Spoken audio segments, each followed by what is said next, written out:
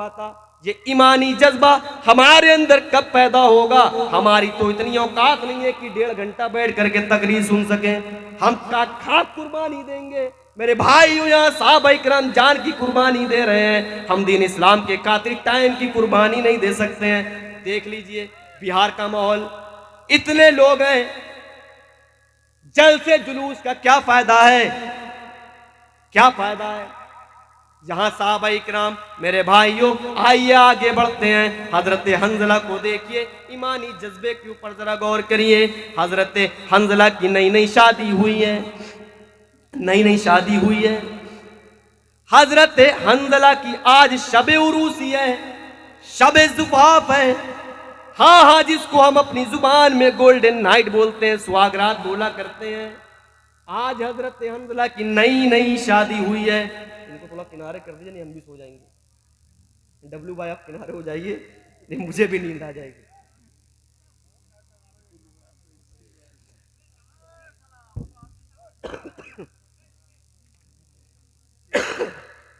Driver के बगल में जो बैठा होता है, मालूम है ना आपको, जहां सोता चट्टा से पड़ता है, तो वो इसलिए कि अगर बगल में बैठने वाला अगर उहाने लगा तो ड्राइवर को भी नींद आने लगेगी, इसीलिए वो गाना सुनता रहता है। मना मत करना, चाहे मौलवी क्यों ना हो, गाना सुनना, सुनने देना। तो वही हाल होता है, बगल में अगर या तो पब्लिक कम होगी तो मौलवी का खून ठंडा हो जाएगा, बोलने में मजा ही नहीं आता है, या अगल बगल वाले सोते हुए दिख जाएंगे तो ये होता है कि यार क्या बोले। तो बात समझ रहे हैं आप लोग। बहरहाल जितने लोग बैठे हुए हैं, नसीहत के लिए अगर एक लोग भी अपने दिमाग में बैठा ले काफी है। आप गौर करिए, पूरा जोश ठंडा हो गया। बहरहाल मैं हजरत हंजला का वाक्य बयान कर रहा था। हजरत हंजला की नई नई शादी हुई है, आज शबे उरूसी है, सुहागरात है। हजरत हंजला ने अपने शोहर से, हजरत हंजला ने शादी करी है। नक्कारे जंग बसता है, जंग का ऐलान होता है, कल जंगे ओहद होनी है। हजरत हंजला के कान में आवाज टकराई, फौरन बीट से उठ गए। बीवी ने कहा, आए मेरे शोहर कहां जा रहे हैं? क्या क्या तुमने सुना नहीं? नक्कारे जंग बच गया है, जंग का ऐलान हो गया है, अब मेरे लिए इजाजत नहीं है कि मैं यहां पर एक लम्हा भी ठहर सकूं। कहा मैं आपको रोक नहीं रही हूं, आए मेरे शोहर, मैं आपको रोक नहीं रही हूं। अभी अभी आपने मेरे साथ मुजामियत करी है, अभी अभी आपने मेरे साथ हम बिस्तरी करी है, आप जाकर के गुस्ल कर लीजिए।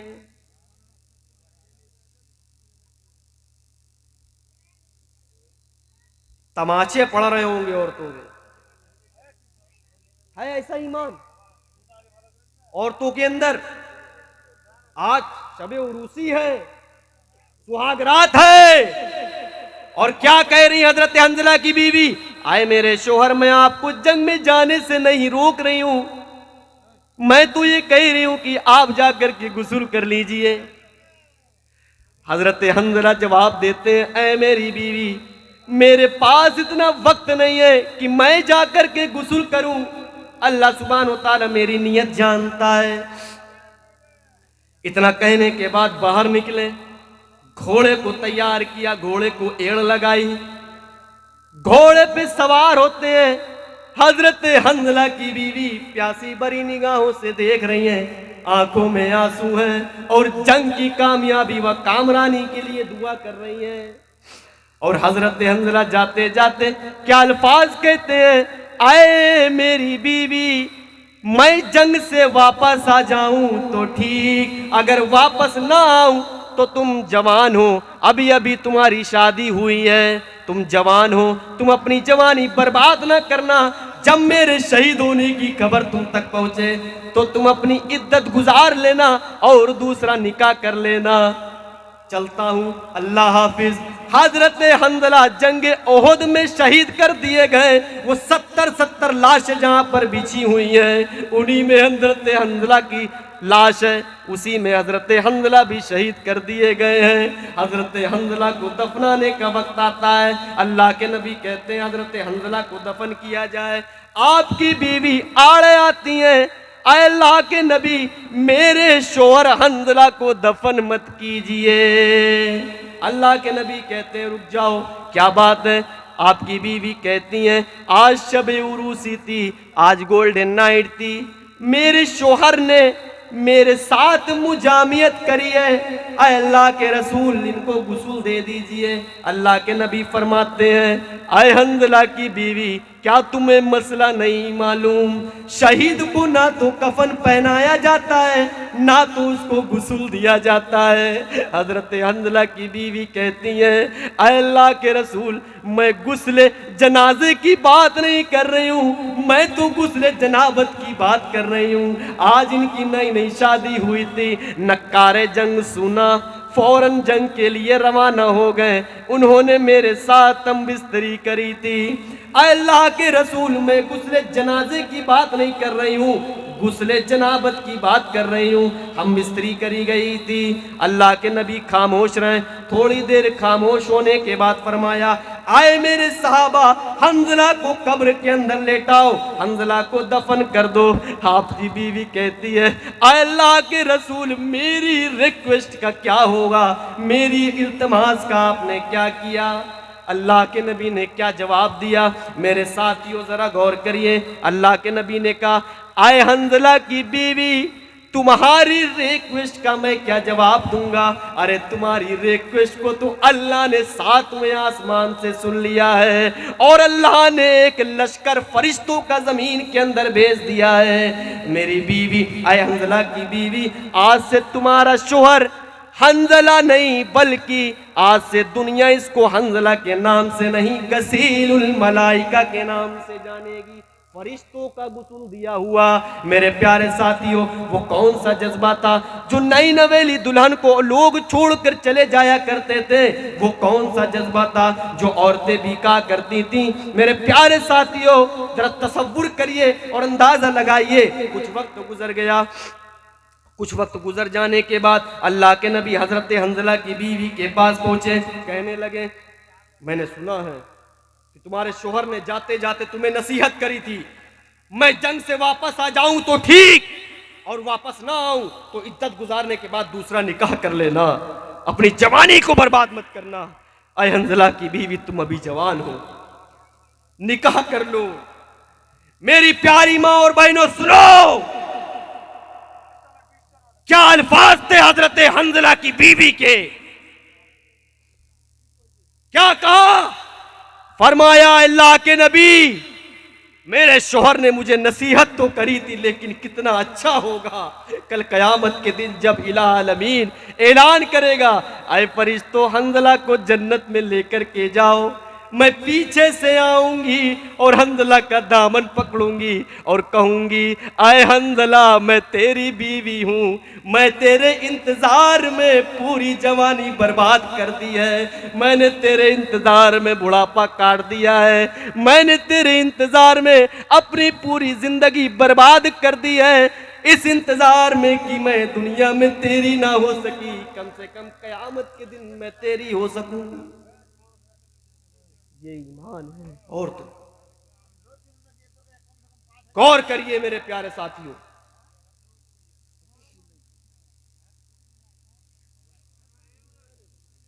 चमड़ी चली जाए तमड़ी ना जाए।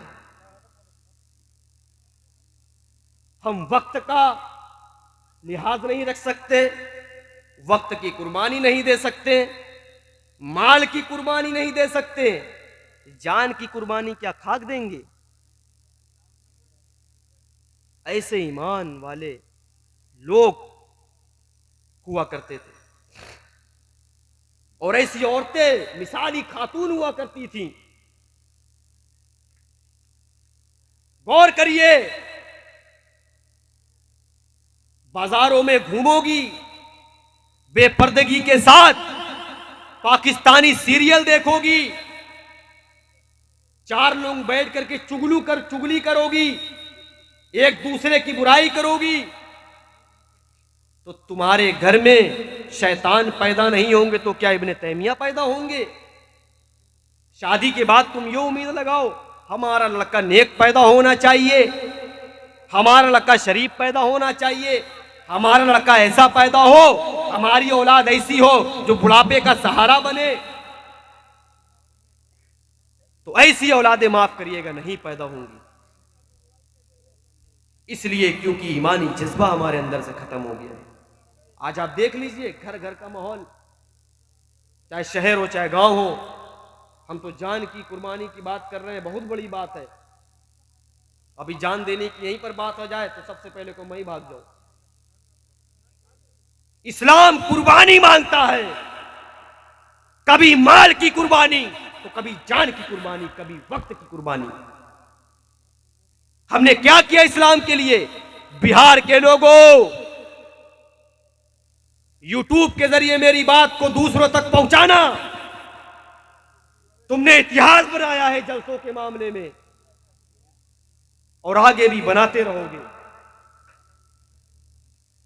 तुमने बहुत लोगों को झेला और झेलते रहोगे, लेकिन अब वक्त आ गया है अपने गांव में तब्दीली लाने का। वक्त आ गया है हर गांव के अंदर इनकलाब पैदा करने का। बिहार के लोगों, वक्त आ गया है, अब तुम नहीं संभलोगे तो कब संभलोगे? कोई बात नहीं, 10 लोग सुनेंगे, सुने। सोशल मीडिया का दौर है, दूर तक बात जाएगी। हर गांव के अंदर मदरसा खुलना चाहिए, हर गांव के अंदर आलिमों की कदर होनी चाहिए। चाहे जितने जलसे करवा लो, मेरी ये नसीहत है, अपने आलिमों के साथ बुरा बर्ताव मत करना। वक्त आ गया है बिहार को चेंज करने का। अब जलसे जुलूस ये सोचकर मत सुनो कि हमको मजे लेना है। हिंदुस्तान के हालात देखिए कि संभाला के नाम से उसको संबल बना दिया गया कि संबल के अंदर अंतिम महर्षि आएंगे, और मस्जिद और मदरसे के नाम पर, मंदिर के नाम पर सियासत को सेकते हुए मुसलमानों में और हिंदुओं में जंग लाई जा रही है। इल्म हासिल करने का वक्त है, एक दूसरे के गिरबान में झांकने का वक्त नहीं है, अपने गिरबान में झांकने का वक्त है कि हम अपने गिरबान में झांक के देखें, तालीम के मैदान में आगे बढ़े, ताकि कल कोई अगर हमारे सामने आए तो हम उसको मुंह तोड़ जवाब दे सके। हम जलसे जुलूस अब ये सोच कर ना सुने कि हमें मंत्र सुनना है, हमें फला के बारे में सुनना है, हमें फला मौलवी चाहिए, फला मौलवी आएगा, चंदा इकट्ठा होगा, उसके बाद हम उसके मजे लेंगे, तब जाकर के जलसा कामयाब होगा। माफ करिएगा, अगर ये जलसा, ये जुलूस बिहार की सरजमीन पर चंदे के लिए कराया जाता है, हाँ एक मकसद है कि मदरसे के ताउन के लिए कराया जाए, मस्जिद के ताउन के लिए कराया जाए, माफ करिएगा, ऐसे जलसों से अच्छा है आप ऑर्केस्ट्रा करवा दो। जब आपकी नियत न साफ हो करिए, लेकिन दूसरी तरफ यह भी नियत होनी चाहिए कि नौजवान नस्ल कहां जा रही है, नौजवान नस्ल किधर जा रही है, तालीम का मैदान खोखला है। ये बिहार के नौजवान, मैं खास तौर पर बिहार के लोगों को कह रहा हूं, इसलिए कि यहां के नौजवान अभी मां के पेट से निकले नहीं, गांजा फूकने लगे, शराब की बोतल उनके हाथों में आने लगी, बियर पीने लगे। ये कौन सी तालीम का नतीजा है? तुमसे ज्यादा जलसे कोई नहीं सुनता, तुमसे ज्यादा दीन की तालीम नहीं सुनता कोई। मेरे भाइयों, होश में आ जाओ, होश में आ जाओ। अब जलसे सुनो तो इस नियत से कि मौलवियों की बात को सुनना है, चाहे कोई गा के करे, चाहे कोई सिंपल करे, चाहे बंगला में करे, चाहे उर्दू में करे, चाहे सिंपल अल्फाज में करे, चाहे चिल्ला कर करे।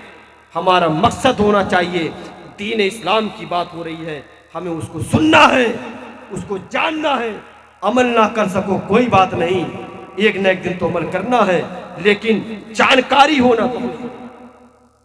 आज कहां जा रही है नई जनरेशन?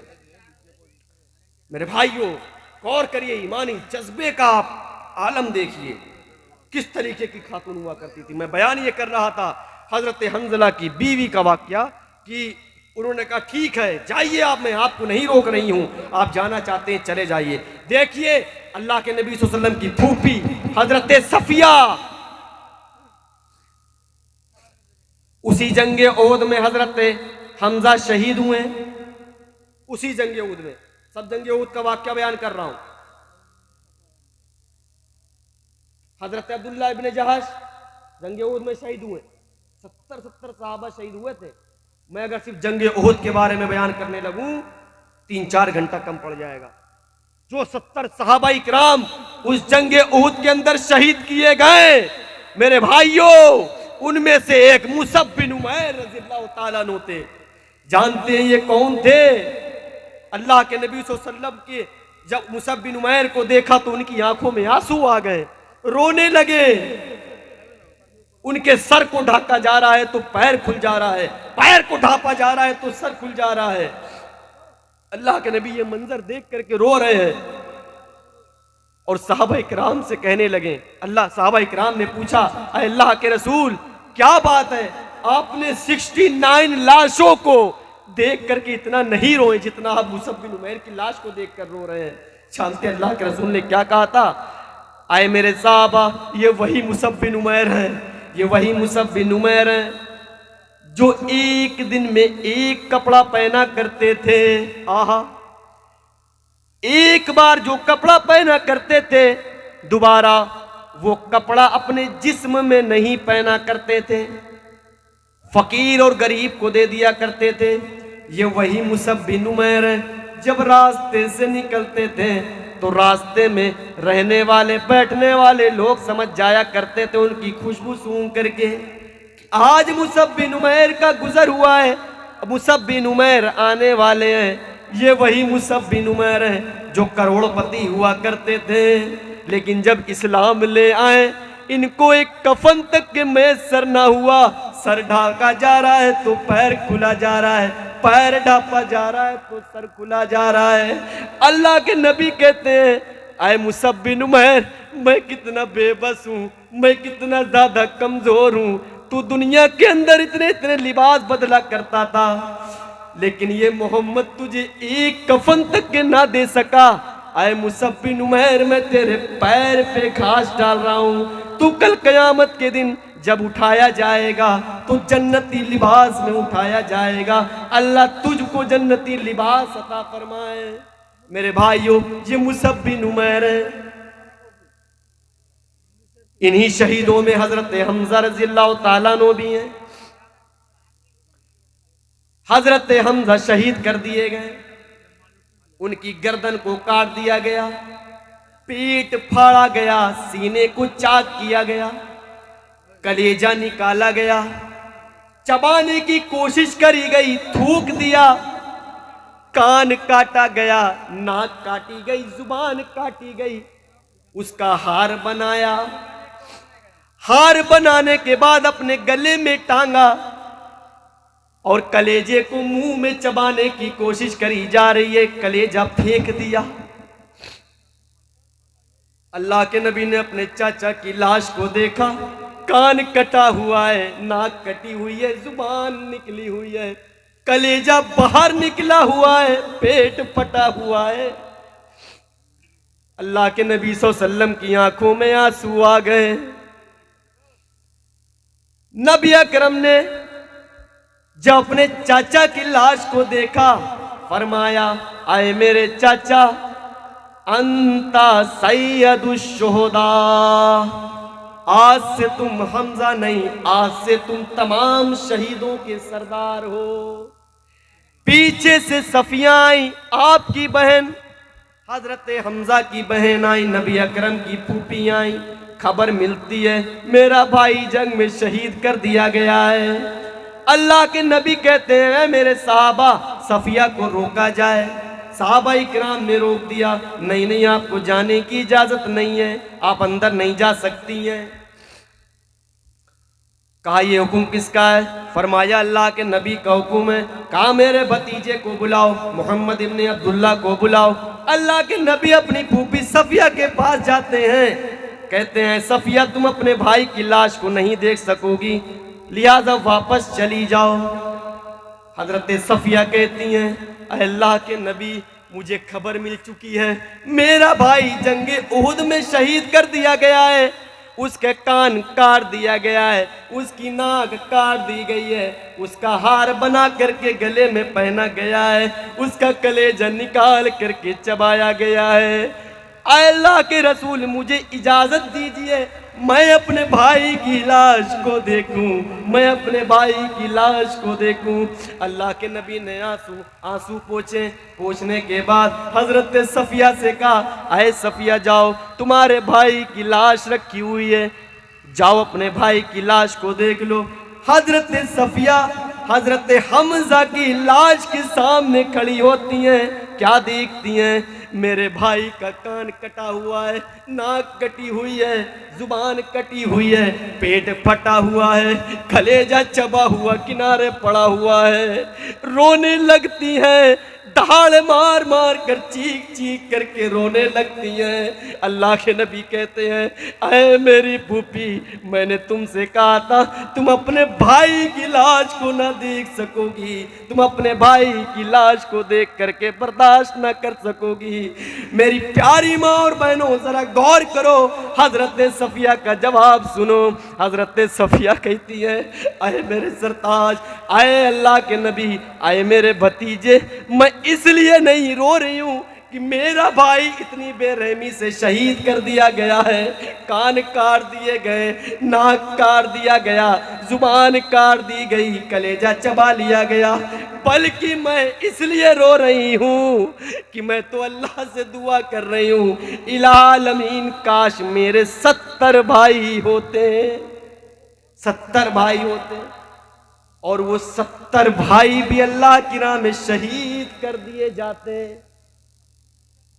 हाय अफसोस, मेरा तो सिर्फ एक भाई है जो अल्लाह की राह में शहीद कर दिया गया है। मैं इसलिए रो रही हूं, मेरे तो 70 भाई होना चाहिए थे, और वो 70 भाई एक एक करके अल्लाह की राह में शहीद कर दिए जाते। ये कौन सा ईमान था, ये कौन सा जज्बा था जो सहाबिया को मजबूर कर रहा है ये अल्फाज कहने के लिए कि मेरे 70 भाई होते तो मैं एक एक करके अल्लाह की राह में कुर्बान करती जाती। कौन सा जज्बा था? ऐसा जज्बा पैदा हो सकता है? गौर करिए, अपने ईमान का जायजा लीजिए। ऐसी ऐसी मिसालें सुनने में बड़ा अच्छा लगता है। वो भी तो इंसान थे, वो भी इंसानी थे, उनका मकसद था, उनका मकसद था कि जन्नत को हासिल करना, अपना खोया हुआ मकाम हासिल करना। बस एक टारगेट था, जन्नत को पाना है, जान चली जाए, माल की कुर्बानी देनी पड़े दे दूंगा, जिस चीज की कुर्बानी देनी पड़े दे दूंगा, लेकिन जन्नत को पाना, यही एक टारगेट था। टारगेट ये नहीं था कि माल कमा करके अय्याशी करने जाना है। बड़ा सुना है बिहार के बारे में, खास तौर पे यहां के बारे में। वो कौन सा आपका इलाका लगता है? सिल्लीगुड़ी। यहां से लोग कमाने के बाद, मैं शायद नाम भूल रहा हूं, लोग यहां से लाखों कमाने के बाद, ऐसी ऐसी मेरे सामने मिसालें हैं जो लखपति थे, लाखों कमाने वाले लोग थे, लेकिन अय्याशी में, शराबखोरी में अपनी जिंदगी बर्बाद कर दी। कितने लोग हैं हमारी नजरों के सामने यहां पर, इस गांव के अंदर। तो यह मकसद नहीं था कमाना है, सिल्लीगुड़ी में जाकर के अय्याशी करना है, सोनागाछी में जाकर अय्याशी करना है, शराब पीना है। टारगेट, इंसान सिर्फ अपना टारगेट एक महज रख ले कि हमें, मेरा मकसद ही यही है, तो फिर वो अपने मकसद को पा कर रहता है। तो सहाबा इकराम का मकसद था, वो नबी के जानिसार सहाबा, एक इशारे पे जान देने वाले लोग, उनका मकसद था, टारगेट था कि जन्नत, कुछ भी हो जाए, जन्नत को हाथ से नहीं जाने दे सकते। देखिए वो बनो दिनारिया की औरत, ये भी बड़ा दर्दनाक वाकया है। थोड़ा पानी दीजिए।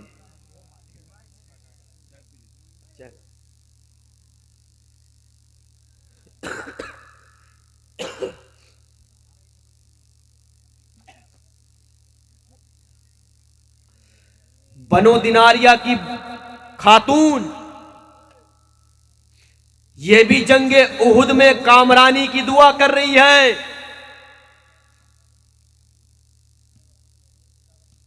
जिसका बाप भी जंगे उहुद के अंदर लड़ रहा है, जिसका शोहर भी जंगे उहुद में लड़ रहा है, जिसका भाई भी जंग में लड़ रहा है, जिसका बेटा भी जंग में लड़ रहा है। आप जज्बा ईमान देखिए मेरे भाइयों। बस मैं भी ज्यादा देर नहीं बोलूंगा, कुछ ही देर बोलूंगा क्योंकि सन्नाटा हो गया है। थोड़ी देर और सब्र रखिए, चले जाइएगा। कि एक खातून जिसका बाप भी जंग में लड़ रहा है, भाई भी लड़ रहा है, बेटा भी लड़ रहा है, शोहर भी लड़ रहा है, चारों लोग जंग में, और यहां बनो दिनारिया की खातून सजदे में पड़ी हुई है।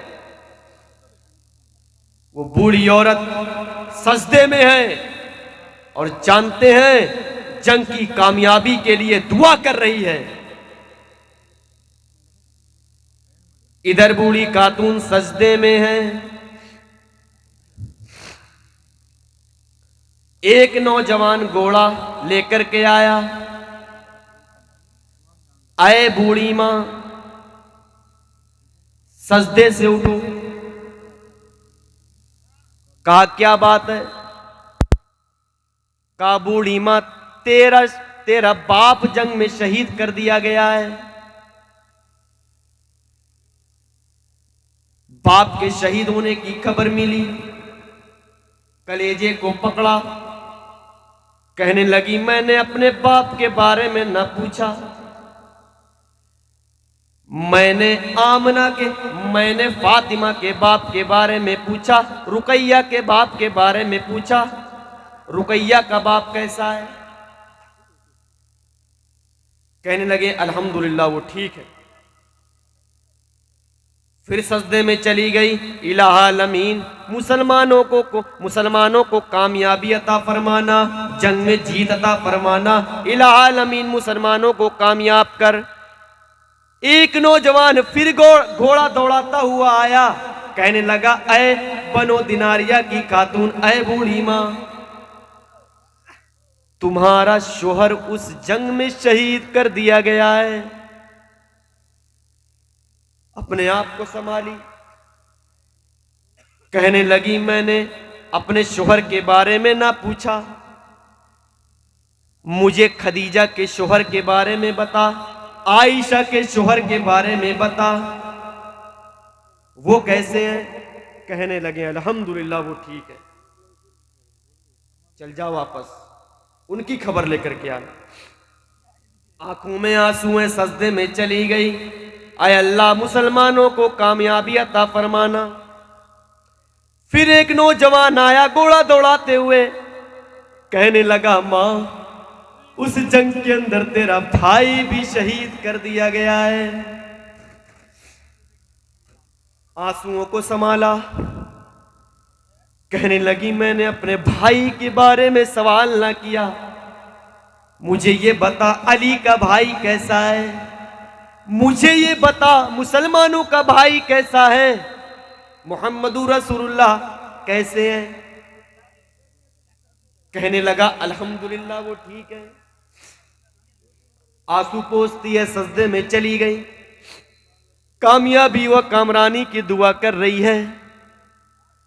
फिर चौथी मर्तबा एक नौजवान घोड़ा दौड़ाता हुआ आया। कहने लगा मां, उस जंग में तेरा बेटा भी शहीद कर दिया गया है। पैरों तले जमीन खसक गई, आंखों से आंसू निकलने लगे।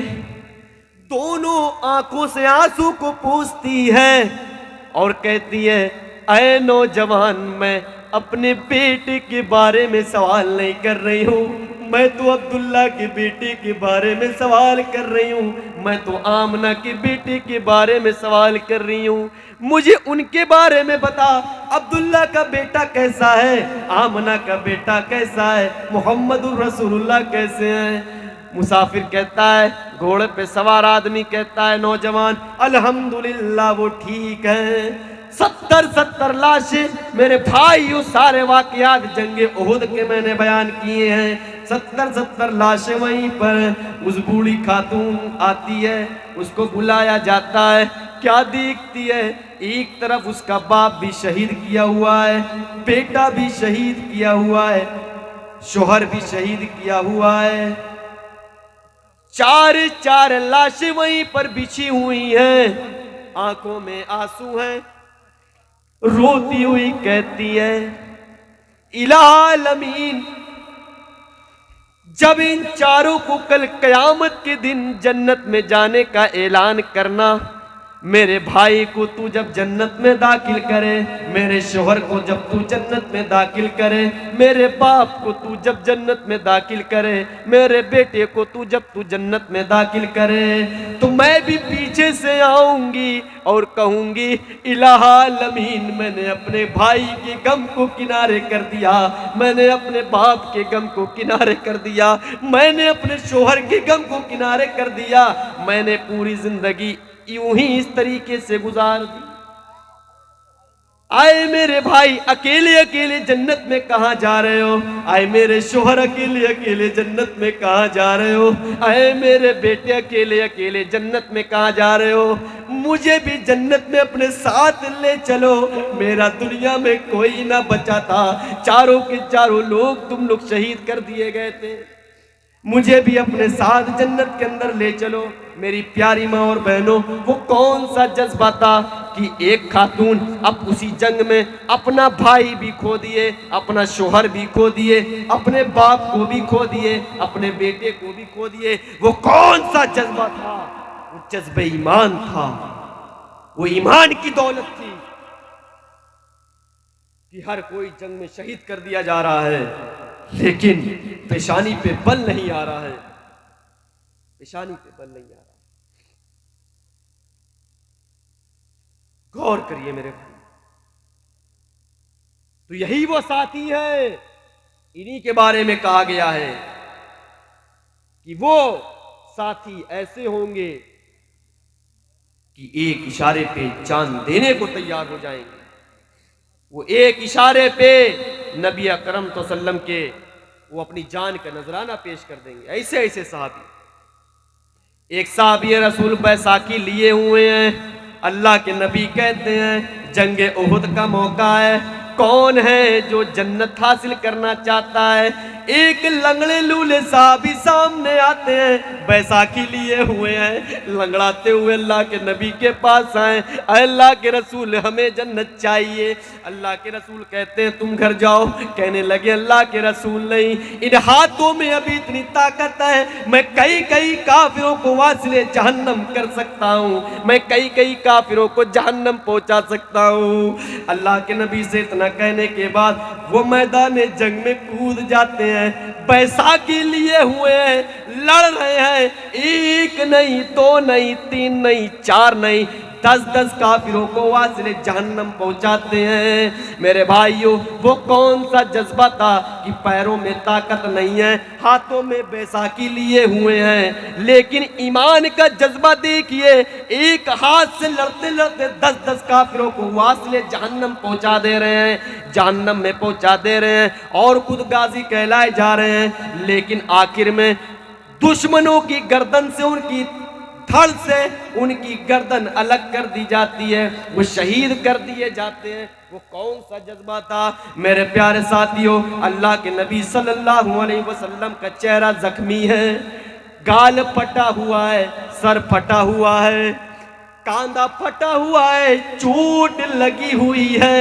खैमे में आप हैं, जंगे उहुद में खैमे के अंदर आपको अंदर किया गया।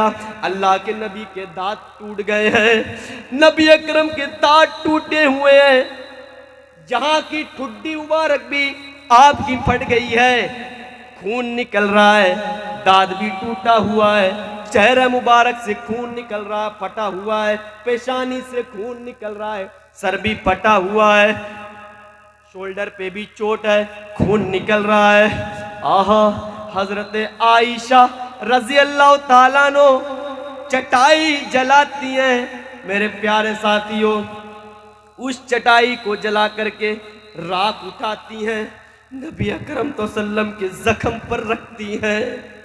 नबी अकरम तो सल्लम के जख्म पर वो राख रखती हैं। मेरे प्यारे साथियों, नबी की ये हालत है और नबी उस हालत में ऐलान करते हैं, कौन है जो मेरे खैमे की हिफाजत करेगा, कौन है जो मेरे खैमे की देखभाल करेगा। एक सहाबी आए, मैं करूंगा। सामने आए, खैमे के सामने खड़े हो जाते हैं। दुश्मनों ने तीर चलाई, शहीद कर दिए गए। दूसरे सहाबी आए, दुश्मनों ने तीर चलाई, शहीद कर दिए गए। फिर एक सहाबी आए, पहला तीर लगा, कोई असर ना हुआ। दूसरा तीर लगा, कोई असर ना हुआ। तीसरा तीर लगा, कोई असर ना हुआ। मेरे भाइयों, 70 तीर सहाबाई कराम के उस सहाबी के लगे, लेकिन पेशानी पे बल नहीं आया, जिस्म तीरों से छलनी हो गया। कौन सा जज्बा था? जन्नत हासिल करना था। नबी के वफादार सहाबी थे। नबी ने ऐलान किया, कौन है जो जन्नत हासिल करना चाहता है, आए मेरे खैमे की हिफाजत करे, मेरे खैमे के बाहर खड़ा हो जाए। एक एक सहाबी आते जा रहे हैं, शहीद होते जा रहे हैं। मेरे भाइयों, उन्हीं सहाबाई कराम में से एक सहाबी ऐसे थे, 70 तीर लगने के बाद भी वो सहाबी खड़े हैं और लास्ट में गिर जाते हैं, शहीद कर दिए जाते हैं। मेरे भाई, वो कौन सा जज्बा था? वो कौन सा जज्बा था? वो जज्बा ईमान था। इसी ईमान के जज्बे को हमें अपने अंदर पैदा करना है। इसी ईमान के जज्बे को, तब जाकर के हमारे अंदर सुधार पैदा हो सकता है।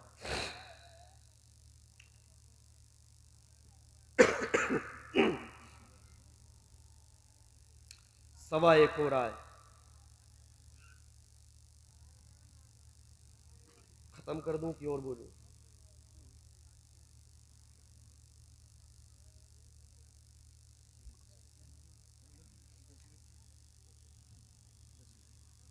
और बोलूं?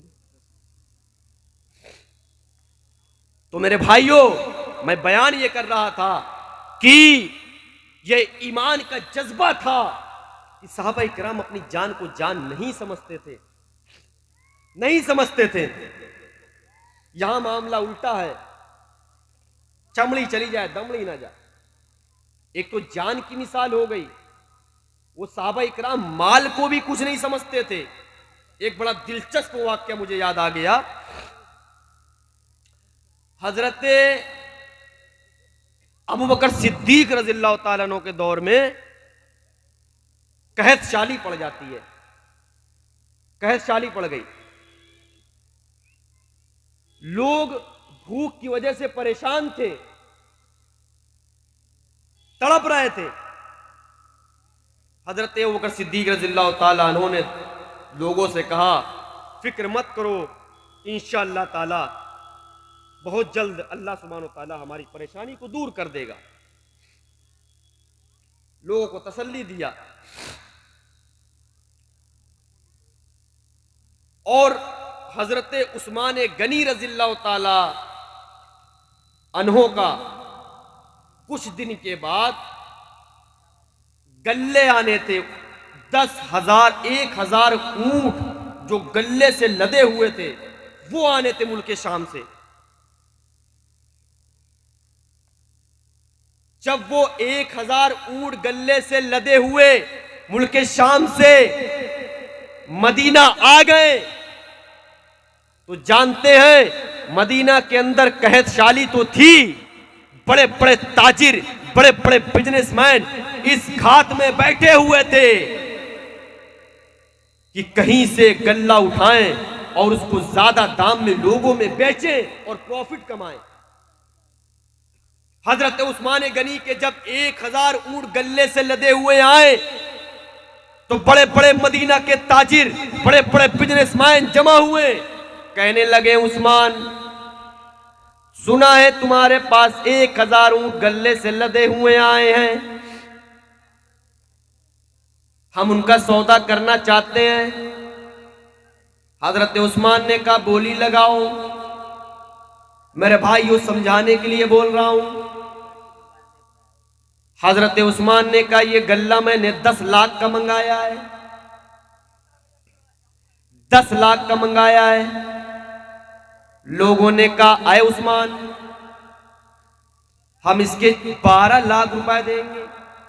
कितने? 12 लाख रुपए। कहा नहीं, और बोली लगाओ। दूसरा ताजिर उठा कहने लगा ए उस्मान, हम इसके 14 लाख रुपए देंगे। कहा नहीं, इतने में भी काम नहीं होने वाला। भाई आप 14 लाख में हमें दो, हम जितने में भी बेचे वो हमारी मर्जी। कहत शारी मदीना के अंदर पड़ी हुई है, हम आपसे खरीदेंगे, आपसे खरीद करके वो होलसेल में या रिटेलर को बेचेंगे हम, वो जितने में भी बेचे। तो कहने लगे नहीं, 14 लाख में नहीं। आए उस्मान, ये कौन सी बात हुई? 10 लाख के गल्ले के हम 14 लाख दे रहे हैं। चलो ठीक है, आखिरी बोली 16 लाख, हम 16 लाख देने को तैयार हैं। कहने लगे नहीं, इसमें भी काम नहीं चलेगा। सब ताजिर एक दूसरे की शक्ल देखने लगे। साला हमसे बड़ा कौन ताजिर पैदा हो गया मदीना के अलावा जो 16 लाख के ऊपर देने को तैयार है। हजरत उस्मान ने 12 लाख पे कहा नहीं, हमको इससे ज्यादा मिल रहा है। 14 लाख पे कहा हमें इससे ज्यादा मिल रहा है। 16 लाख पे भी कहा हमें इससे ज्यादा मिल रहा है। सब ताजिर एक दूसरे की शक्ल देख रहे हैं, अरे हमसे ज्यादा कौन देने को तैयार। तो कहने लगे ऐ उस्मान, भला बताओ कौन है जो हमसे ज्यादा देने को तैयार है, उसका नाम तो बताओ, और कितना दे रहा है। जितना वो दे रहा है उससे 2% ज्यादा हम दे देंगे, लेकिन बताओ तो सही कौन है और कितना मिल रहा है। फरमाया हमको 10 लाख का 1 करोड़ मिल रहा है। अच्छा, दिमाग सही है। कहां 10 लाख का 1 करोड़ मिल रहा है। अच्छा, कौन दे रहा है? कौन दे रहा है? हजरत उस्मान ने कहा अल्लाह दे रहा है। और ये आयत पढ़ी, मंजा बिल हसना फलहू अशरु अमसालिहा। जो अल्लाह की राह में, अल्लाह की बारगाह में कल कयामत के दिन एक नेकी लेकर के आएगा, हम उसको 10 गुना बढ़ा करके देंगे। हम अल्लाह की राह में 10 लाख का माल कुर्बान करेंगे, मदीना की कहत शुदा लोगों गरीबों के ऊपर बांटेंगे, गरीबों में दे देंगे। कल कयामत के दिन अल्लाह हमें 10 लाख का 1 करोड़ बना करके देगा, यानी 10 गुना बना करके उसको देगा। ये ईमान का जज्बा था। यही वो हजरत उस्मान है। जंग तबूक में ऐलान होता है, आए लोगों जंग के लिए तैयारी करनी है। गर्मी का मौसम है, लोग प्यास के मारे तड़प रहे हैं, प्यास के भूख के मारे हैं उछल रहे हैं, तड़प रहे हैं, गले सूखे जा रहे हैं। अब सवारियां भी नहीं है, पीने के लिए मिशकेज़े भी नहीं है, खाने के लिए सामान भी नहीं है। अल्लाह के नबी ने ऐलान किया, ऐ लोगों जंग के लिए कुछ चीजें रवाना करनी है, जंग के लिए कुछ सामान इकट्ठा करना है। लोगों में ऐलान किया, किसी ने कुछ ला कर दिया, किसी ने कुछ ला कर दिया, किसी ने कुछ ला करके दिया। उसी मजलिस में अल्लाह के नबी ने ऐलान किया, फरमाया तुम में से कौन है जो 100 ऊंट अल्लाह की राह में कुर्बान करे। हजरत उस्मान गनी खड़े हुए, कहने लगे अल्लाह के रसूल, हम अल्लाह की राह में 100 ऊंट देने को तैयार हैं। कहा ठीक है। फिर अल्लाह के नबी ने ऐलान किया, तुम में से कौन है जो 100 ऊंट कुर्बान करे। हजरत उस्मान गनी खड़े हुए, कहने लगे अल्लाह के रसूल, मैं 100 ऊंट देने को तैयार हूं। 200 ऊंट हो गए। फिर अल्लाह के नबी ने ऐलान किया, तुम में से कौन है जो 100 ऊंट अल्लाह की राह में देने को तैयार है। हजरत उस्मान गनी खड़े हुए, कहने लगे लब्बैक या रसूल अल्लाह, हम 100 ऊंट और देने को तैयार हैं। मेरे भाइयों 100 नहीं 200 नहीं, 300 नहीं, 400 नहीं, 700 ऊंट 7 मरतबा अल्लाह के नबी खड़े होते हैं और 7 बार हजरत उस्मान गनी लब्बैक कहते हैं, आए अल्लाह के रसूल मैं आपको 100 ऊंट दूंगा, मैं आपको अल्लाह की राह में 100 ऊंट दूंगा। हर बार 100 ऊंट अल्लाह की राह में देते चले जा रहे हैं। 7 बार अल्लाह की राह में दिया, 7 बार दिया, 700 ऊंट हो गए। 8वीं बार अल्लाह के नबी खड़े होते हैं, तुम में से कौन है जो अल्लाह की राह में 100 ऊंट कुर्बान करे। हजरत उस्मान गनी खड़े हुए, अल्लाह के नबी ने मना कर दिया, आए उस्मान बैठ जाओ, आए उस्मान बैठ जाओ, इसलिए कि तुमने अल्लाह की राह में इतना ज्यादा कुर्बान कर दिया है। मा जर्रा उस्मान मा अमिला अमलन बादल यौमी कत्तू। आए उस्मान, ओ लोगो, आए मजलिस में बैठने वाले, सुनो, आज से उस्मान अगर कोई नेकी ना करेगा, आज से उस्मान अगर कोई जर्रा बराबर नेकी ना करेगा तो अल्लाह सुब्हानो ताला उसे जन्नत दे करके रहेगा, इसलिए क्योंकि उस्मान ने आज 700 ऊंट की कुर्बानी दे दी है। इसी को अल्लाह ने कहा, इन्नल्लाह अश्तरा मिनल मुमिनीना बिअमवालिहिम व अनफुसिहिम बिअन्न लहुमुल जन्ना। अल्लाह ने मोमिनों से माल और जन्नत, अल्लाह ने मोमिनों से उनके माल और उनकी जान के बदले जन्नत को खरीद लिया है। यानी इस्लाम के लिए, अल्लाह के लिए, रसूल के लिए माल की कुर्बानी देनी पड़ेगी तो दिया जाएगा, जान की कुर्बानी देनी पड़ेगी तो दिया जाएगा, और उसके बदले अल्लाह ने वादा किया, तुम जान की कुर्बानी दो, तुम माल की कुर्बानी दो, अल्लाह तुम्हें जन्नत की कुर्बानी देगा। तुम दो तो सही, अल्लाह तुम्हें जन्नत देगा। इसी को तो अल्लाह ने कहा, इन्नल्लाह अश्तरा मिनल मुमिनीन, अल्लाह ने खरीद लिया है मोमिनों से उनके माल को भी, उनकी जान को भी। किस चीज के बदले? जन्नत के बदले। जन्नत चाहिए, जन्नत चाहिए, जन्नत चाहिए। माल की कुर्बानी तो दी नहीं जाती, यहां चाहिए, बाप की जागीर चाहिए, इतनी आसानी से नहीं मिलती है जन्नत। हाँ मौलाना साहब चाहिए, मौलाना साहब नहीं बांट रहे हैं, उन वाले फिरके के नहीं है हम। हाँ भैया, फला पीर के मुरीद हो जाओ तो वो जहन्नम में फूंक मार देंगे तो जहन्नम भी ठंडी हो जाएगी। कब्र में मुनकर नकीर आए तो खाली या गौस या रसूलुल्लाह कह देना तो वो तुम्हें छोड़ देंगे। यहाँ जन्नत का सर्टिफिकेट नहीं बट रहा है। हाँ मौलाना साहब जन्नत चाहिए, कुर्बानियां मांगती है,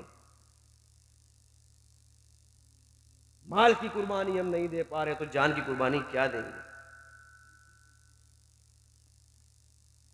मेरे भाइयों, गौर करिए कि साहबा इकराम ने ना तो जान को जान समझा, ना तो माल को माल समझा, और इन्हीं तमाम चीजों का खुलासा जो मैंने आपके सामने बयान किया है कि उस अंतिम महाऋषि के जो साथी होंगे वो किसी भी चीज की कुर्बानी देने को हकीर नहीं समझेंगे। वो नहीं सोचेंगे, वो नहीं सोचेंगे कि हम क्या कुर्बान कर रहे हैं, जब भी जरूरत पड़ेगी किसी चीज की वो कुर्बान कर देंगे। ऐसे नबी के साथी होंगे। हम में से कुछ लोग होंगे जो ये सोच रहे होंगे मौलाना साहब इतने बड़े बड़े वाकयात बयान कर रहे हैं, 700 ऊंट, 1000 ऊंटों से लदा हुआ गल्लों का वाकया। मौलाना साहब हमारे पास तुम दिनभर की 200-300 दिहाड़ी कमाने वाले, हम 10-20 रुपए अगर देंगे तो हमारी क्या औकात, हम किस मुंह से देंगे। कुछ लोग ऐसे भी हैं। तो एक वाकया सुना दूं। अल्लाह के नबी कहते हैं कितनी भी छोटी ही क्यों ना होने की उसको हकीर नहीं समझना चाहिए। कितनी भी छोटी नेकी हो क्यों ना हो उसको हकीर नहीं समझना चाहिए। अगर तुम्हारे घर में बकरी का खुर भी हो तो अपनी पड़ोसन को देने से उसको हकीर मत समझो। कतराओ नहीं, अरे मैं बकरी का खुर, कुछ मामलात ऐसे आ जाते हैं, अरे यार फला वो दे रहा है, मैं ये दूंगा तो कैसे मुंह दिखाऊंगा, फला लोग 1000-2000 दे रहे हैं, मैं 10-20 रुपए कैसे दे सकता हूं। तो कितनी ही छोटी क्यों ना होने की, उसको हकीर नहीं समझना चाहिए। अल्लाह के नबी फरमाते हैं, तुम्हारे पास अगर बकरी का खुर ही क्यों ना हो, उस बकरी के खुर को भी लोगों को देने से गुरेज ना करो, दे दो, शर्माओ नहीं, दे दो। अब एक वाक्य सुनाता हूं, देखिए, इसके बाद मैं अपनी बात को खत्म कर दूंगा क्योंकि 1.5 घंटा हो चुका है। बुखारी और मुस्लिम की रिवायत है, हजरत आयशा फरमाती हैं कि 6-6 महीने हो जाया करते थे हमारे यहां चूल्हा नहीं जला करता था, चूल्हा नहीं जलता था। हम लोग कभी कदार तो ऐसा होता था कि अल्लाह के रसूल सल्लल्लाहु अलैहि वसल्लम पानी पीकर गुजारा कर लिया करते थे, खजूर खाकर गुजारा कर लिया करते थे, और कभी ऐसा होता था कि आप पेड़ में पत्थर बांधकर गुजारा करा करते थे। जिस दिन गोश्त मिल जाया करता था उस दिन अल्लाह का बड़ा शुक्र अदा करा करती थी। हजरत आयशा फरमाती हैं, हजरत आयशा कहती हैं, अल्लाह के नबी बाहर गए हुए थे, अल्लाह के नबी बाहर गए हुए थे, मैं घर में अकेली थी, मेरे घर में एक मांगने वाली आई, उसके साथ 2 बच्चियां थी। मेरे घर में मांगने वाली आती है, उसके साथ 2 बच्चियां थी, एक बच्ची दाएं हाथ में थी, दूसरी बच्ची बाएं हाथ में थी। उसने कहा अल्लाह के नाम से कुछ दे दो। मैंने घर में देखा, कुछ ना मिला, दूसरा डब्बा खोला, कुछ ना मिला, तीसरा बर्तन खोला, कुछ ना मिला, सारे बर्तनों को खोल के देख लिया, कुछ ना मिला, सिर्फ एक खजूर मिली, एक खजूर। मैंने उस एक खजूर को उठाया, उस खजूर को लिया और उस मांगने वाली को दे दिया। हजरत आयशा फरमाती हैं, मैंने जब उस खजूर की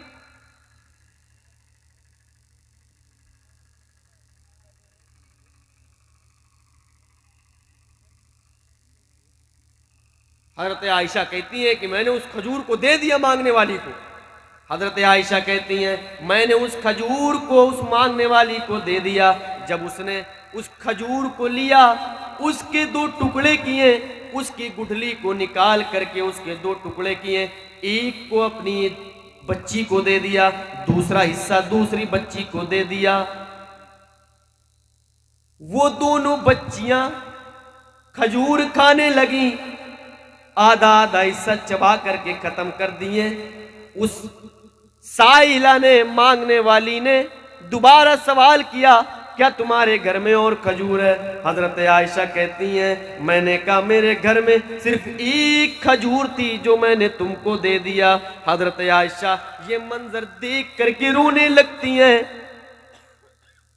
कि एक खजूर उसके 2 हिस्से किए, एक हिस्सा पहली बच्ची को, दूसरा हिस्सा दूसरी बच्ची को, और रोते रोते अपने आंसू को पोंछती हैं। क्या देखती है कि वो साइला वहां घर से चली गई, इधर वो साइला जाती है, उधर से अल्लाह के नबी आते हैं, अल्लाह के नबी से पूरा वाक्या बयान करती हैं। अल्लाह के नबी, ऐसी ऐसी बात है, एक मांगने वाली मेरे घर पे आई, घर में सिर्फ एक खजूर था। बुखारी शरीफ की रिवायत है कि 2 खजूर थे, एक खजूर के 2 टुकड़े किए, एक पहली बच्ची को दिया, दूसरा टुकड़ा दूसरी बच्ची को दिया, और जो समुच्चा खजूर था वो औरत खाने चली। उन बच्चियों ने उस खजूर की तरफ लपके, उस खजूर के तरफ लपकती हैं जब बच्चियां, तो मेरे भाइयों, उस औरत ने उस खजूर को अभी मुंह में ले नहीं जा पाई थी, बच्ची उस दूसरी खजूर की तरफ लपकती है। उस औरत ने उस खजूर को निकाला, उस खजूर के भी 2 टुकड़े किए, पहला टुकड़ा पहली बच्ची को, दूसरा टुकड़ा दूसरी बच्ची को भी दे दिया। मेरे भाइयों, अल्लाह के नबी से पूरा वाक्या बयान किया। अल्लाह के नबी कहते हैं, आयशा जानती हो वो औरत कौन है? वो औरत बच्चों की परवरिश में आजमाई गई है। जो औरत औलाद और बच्चों की परवरिश में आजमाई जाए और उसकी अच्छी तरबियत कर दे, तो उसको जन्नत में जाने से कोई नहीं रोक सकता, उसके ऊपर जन्नत वाजिब हो जाती है। मेरे भाइयों, बताने का मकसद ये है कि एक खजूर जिसको हजरत आयशा ने देने से गुरेज नहीं करी, हकीर नहीं समझा। एक खजूर अगर नियत साफ है तो एक खजूर को राई के दाने के बराबर की नेकियों को अल्लाह पहाड़ के बराबर बना दे, और अगर नियत साफ ना हो तो पहाड़ के बराबर नेकी कर दो। आमिलतुन नासिबा, कि पहाड़ के बराबर नेकी करके लेकर के आओ, तुम्हारी नियत में खोट होगा, अल्लाह ताला उसको हवा मंसूरा, वो हवा बना करके उड़ा देगा, किसी लायक नहीं होगी। नियत साफ रखो, चाहे वो राई का दाना हो, चाहे वो खजूर हो, चाहे वो पानी हो, उसको लोगों तक पहुंचाओ, किसी भी चीज को हकीर ना समझो। बहरहाल मेरे प्यारे साथियों, वक्त हो गया है, अब मैं अपनी बात को इसे खत्म करता हूँ। आखिर में अल्लाह रब्बुल आलमीन से दुआ है कि इलाह आलमीन हम तमाम लोगों को नेक समझ और अकल की तौफीक अता फरमा। इलाह आलमीन हम लोगों ने जितनी भी बातें सुनी हैं उन सब पर अमल, सुनने से ज़्यादा उन सब पर अमल करने की तौफीक अता फरमा। इलाह आलमीन जब तक इस दुनिया के अंदर रख तो ईमान पर रख, अब जब खात्मा हो तो कलमा ला इलाहा इल्लल्लाह मुहम्मदुर रसूलुल्लाह पढ़ो। आमीन तकब्बल या रब्बल आलमीन। अस्सलामु अलैकुम व रहमतुल्लाहि व बरकातुहू।